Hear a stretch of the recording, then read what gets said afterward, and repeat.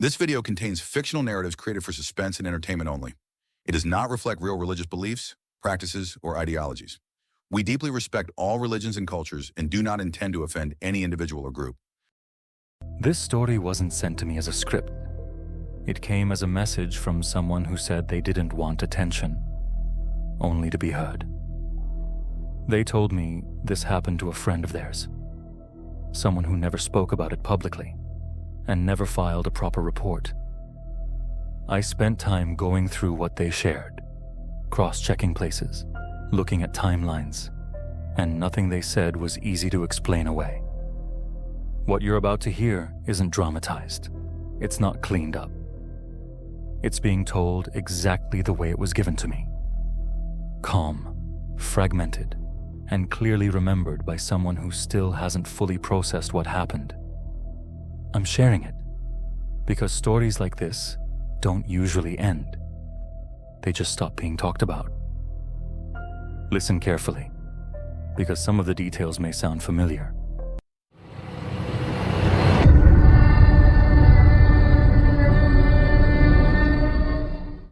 The police told me not to talk about what happened near mile marker 113. They didn't threaten me. They didn't warn me. They just said, "There's nothing we can do with that information." And then they asked me, very calmly, "Hey, why you kept driving back there?" I still don't know how to answer that. All I know is mile marker 113 doesn't exist on any map. But I stood next to it more than once, and something out there noticed. Stay with me, because what happened next still doesn't make sense, even to the people who investigated it. My name isn't important. I'm not hiding it. It just doesn't matter. In October of 2019, I was driving from Reno, Nevada to Ely, taking US Route 50. If you've ever driven it, you know the nickname. The loneliest road in America. That isn't branding. That's a warning. There are stretches where you can drive 40, 50 miles without seeing a gas station, a house, or another car. No cell service, no lights, just desert, mountains, and wind. I was working contract inspection jobs at the time. Boring stuff. Roadside infrastructure, signage, mile markers. That's why I noticed it. About an hour east of Fallon, I passed mile marker 113. It was old, faded green, bent slightly inward, like it had been hit years ago and never fixed. I remember thinking it was odd because my GPS said I was closer to mile 110, but GPS glitches out there, so I kept driving. 10 minutes later, I passed mile marker 113 again. Same bend, same scratches near the base, same bullet pockmarks on the back. I slowed down. I checked my odometer. I hadn't turned around. I hadn't stopped. The road was straight. Still, there it was. If you've ever experienced something like this, you're not alone. That thought helped me keep driving. At least at first. The third time I saw it, the sun was lower. That's when my chest tightened. Because now I knew. No turns, no side roads, no loops. Just asphalt and desert, and mile marker 113. I pulled over. The wind out there isn't loud. It's constant. It presses against your ears until silence feels wrong. I stepped out, boots crunching on gravel, and walked up to the marker. Up close, it smelled like hot metal and dust. Someone had scratched something into the back of it. Not words, just lines. Tallies. I counted 17. I laughed, quietly, because laughing felt safer than standing there too long. I told myself it was a prank, a maintenance error, 2 markers with the same number. But then I noticed something else. The ground around the post was worn, like people stood there often. Not footprints, just absence of brush. Back in the car, I drove. And I told myself I wouldn't stop again.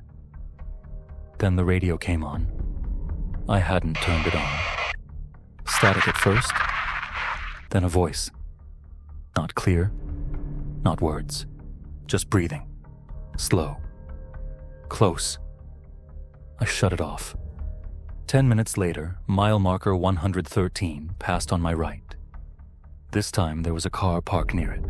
An old beige sedan. Hazards off. No one inside. Driver door open. I didn't stop. I didn't look. I kept my eyes forward and my hands tight on the wheel. That was when my phone vibrated. No service. But a notification appeared. You've arrived. I hadn't entered a destination. My GPS screen went black. The road ahead dipped slightly, and for the first time all day, I saw something human-made in the distance. A structure. Low. Concrete. Half buried, like an old roadside rest stop. The kind built in the 1960s and forgotten. I slowed. Against every instinct I had, I pulled in. The building had no signs, no graffiti, no vandalism. That alone made it wrong. Inside, the air was colder. There were no bathrooms, no benches, just a long concrete hallway and a single bulletin board. On it were papers, photocopies, missing person flyers, dozens, all Nevada, all last seen driving Route 50. Some from the 1980s, some recent. One was dated 3 weeks before. The name on it made my stomach drop, because it was mine. My driver's license photo, current address, under last seen mile marker 113. I backed away. That's when I heard footsteps, not approaching, matching mine. I stopped. They stopped. I turned. No one there. But the sound of breathing returned. Not in my ears. Behind my eyes. On the bulletin board, someone had added tallies to the corner. I counted. 17. Then 18. I ran. Back to my car. The sedan was gone. The road was empty. As I pulled out, I saw the mile marker again. 113. This time, something was tied around it. A strip of fabric. My jacket, the one I was wearing. I didn't check the back seat. I didn't look at my reflection. I drove until dawn. I reached Ely just after sunrise. I went straight to the sheriff's office. I told them everything. They listened politely. They pulled up maps. There is no rest stop at that location. No bulletin board. No second marker. Route 50 goes from mile 110 to 114 without interruption. They showed me satellite images. Empty desert. When they asked me why my jacket was missing, I didn't have an answer.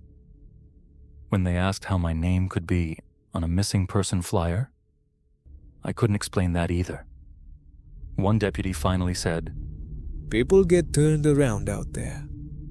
That night, in my motel room, I dreamed of standing next to the marker. In the dream, it wasn't numbered. It just said, "Here." When I woke up, my boots were covered in dust. Red dust. The kind you only find west of Fallon. I checked my phone. A new notification. No app attached. "You're early."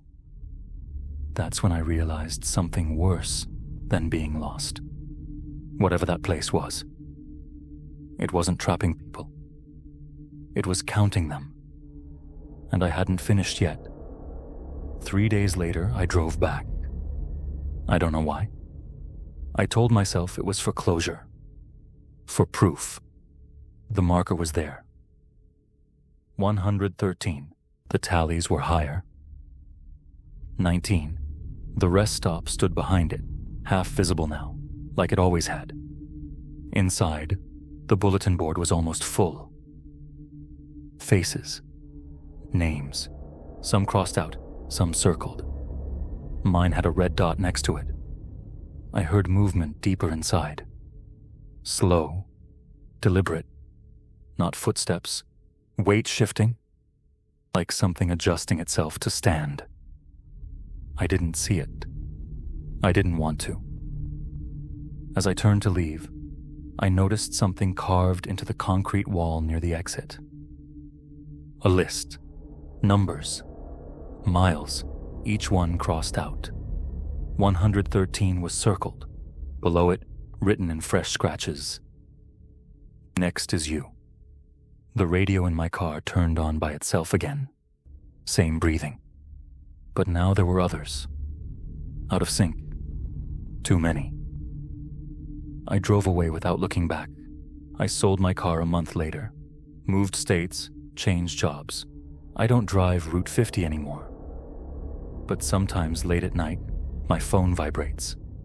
No notification, just a blank screen. And for a second, I swear I smell hot metal and dust. I checked the Nevada DOT records last week. There are officially 18 missing persons tied to Route 50. Not 19. That means someone hasn't been reported yet.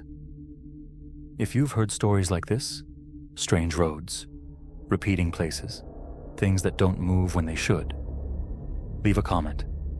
Subscribe if you want more stories that feel uncomfortably real. And share this with someone who loves realistic horror. Just don't stop at mile marker 113.